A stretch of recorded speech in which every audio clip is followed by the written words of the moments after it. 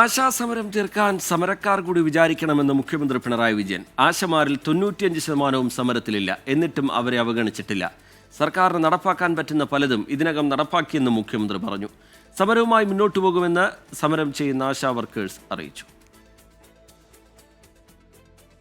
സെക്രട്ടേറിയറ്റിന് മുന്നിൽ ആശാപ്രവർത്തകർ സമരം ആരംഭിച്ച് 59ാം ദിവസമാണ് സമരക്കാരുടെ ആവശ്യങ്ങളോട് മുഖ്യമന്ത്രി പ്രതികരിച്ചത്. ആശാപ്രവർത്തകരിൽ ഭൂരിപക്ഷവും സമരത്തിലില്ല. എന്നിട്ടും സമരക്കാരെ അവഗണിച്ചില്ല. 5 തവണ ചർച്ച നടത്തി.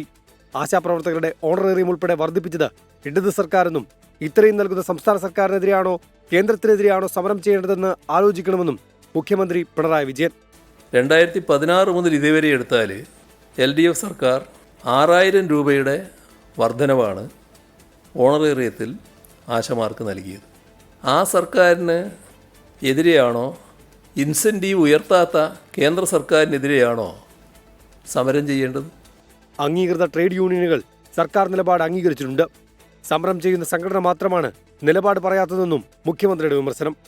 സമരം ചെയ്യുന്ന KHW എന്ന സംഘടനയുമായി ആലോചിച്ച് പറയാം എന്ന് പറഞ്ഞാണ് ഇവർ പോയത്. എന്നാൽ അവർ സമരത്തിൽ നിന്നും പിന്മാറാൻ തയ്യാറായില്ല. എന്നാൽ മുഖ്യമന്ത്രിയുടെ വാദങ്ങൾ തള്ളുകയാണ് ആശാ വർക്കേഴ്സ്. ആവശ്യങ്ങൾ പൂർണ്ണമായി അംഗീകരിക്കും വരെ സമരം തുടരും.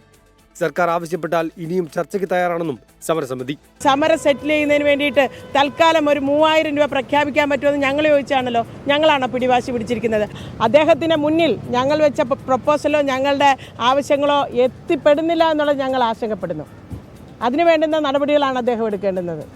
അവസാന പ്രതീക്ഷയായ മുഖ്യമന്ത്രിയിൽ നിന്നുകൂടി അനുകൂല നിലപാടുണ്ടാകാത്ത സാഹചര്യത്തിൽ സമരം കൂടുതൽ കടുപ്പിക്കാനാണ് ആശാ വർക്കേഴ്സിന്റെ തീരുമാനം. 24 തിരുവനന്തപുരം.